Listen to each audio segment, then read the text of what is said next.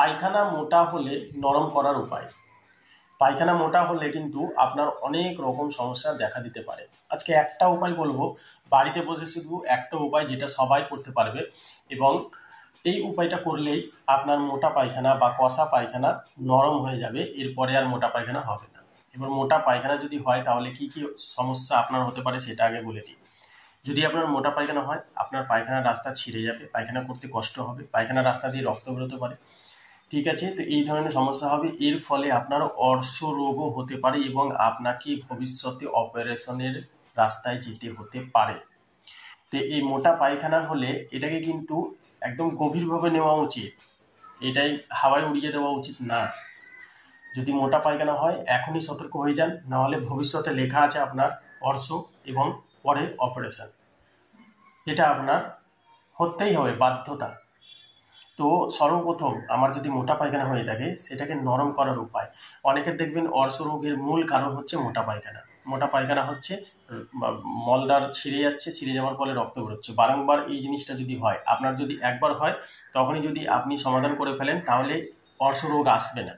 কিন্তু যদি সমাধান না করেন, বারংবার মোটা পায়খানা হচ্ছে, আপনি আজকে দেখছেন রক্ত বেরিয়েছে, ও কিছু হবে না, কালকে ঠিক হয়ে যাবে, ও কিছু হবে না, পরশু ঠিক হয়ে যাবে, একটা যন্ত্রণার ওষুধ খেয়ে নিলেন পায়খানা করতে কষ্ট হচ্ছে বলে, এই সমস্ত করে করে আপনি ঠিক করছেন, কিন্তু মূল গোড়া থেকে আপনি ঠিক করছেন না যে এই জিনিসটা কি থেকে হচ্ছে এবং কিভাবে এটাকে ঠিক করব যাতে আমার এর পরে সমস্যাটা না হয়, এটা আপনারা ভাবছেন না, যেহেতু পরে আপনার অর্শরোগ দেখা দিচ্ছে এবং অপারেশন করতে হচ্ছে।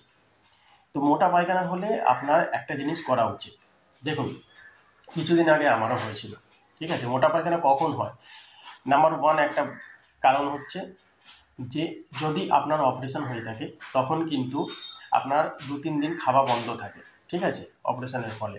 তো খাওয়া যখনই বন্ধ থাকবে তখনই আপনার যেদিন পায়খানা করবেন সেদিন মোটা পায়খানা পাবে, ওটা একটা প্রবলেম, ঠিক আছে।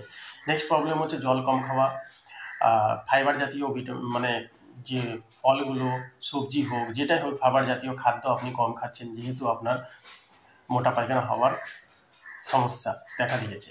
এবং বেশি বেশি না খাওয়া, মানে আপনি আপনার খাওয়া দরকার এতটা, আপনি খাচ্ছেন এইটুকু, তাহলে কিন্তু আপনার পায়খানা হচ্ছে না, এভরিডে আপনার পায়খানা হচ্ছে না, মলত্যাগ হচ্ছে না, যার ফলে আপনার মোটা পায়খানা হয়ে যাচ্ছে, এই সমস্যায় ভুগছে।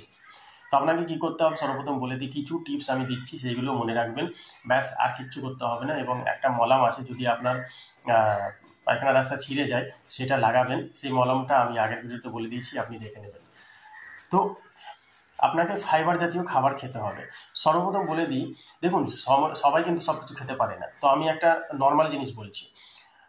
গাজর, শসা এবং লেবু, এই 3টে জিনিস মিক্স করে নুন দিয়ে স্যালাড বানিয়ে নিন। স্যালাড বানানোর পরে এই স্যালাড বানিয়ে আপনাকে দিনে কম করে হলেও একবার আপনাকে খেতেই হবে। যদি 2বার খান, 3বার খান, তাহলে কোনো সমস্যা নেই, আপনি সকালে একবার, দুপুরে একবার, রাত্রে একবার, যখন ইচ্ছা খেতে পারেন। এগুলো ফাইবার জাতীয় খাবার।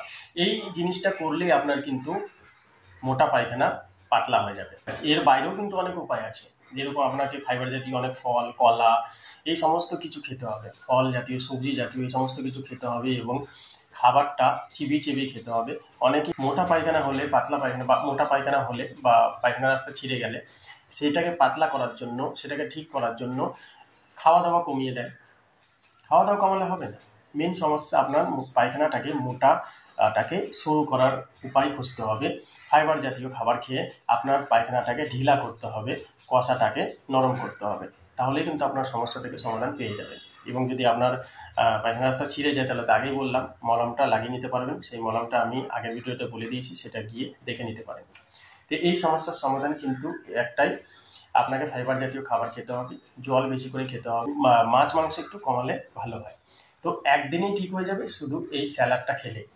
ফাইবার জাতীয় যখনই আপনার পেটে যাবে তখনই আপনার পায়খানা নরম হয়ে যাবে, আর জলটা গেলে। আশা করি এই ভিডিওটা ভালো লেগেছে, যদি ভালো লেগে তো লাইক, শেয়ার এবং সাবস্ক্রাইব করতে ভুলবেন না। Thank you very much.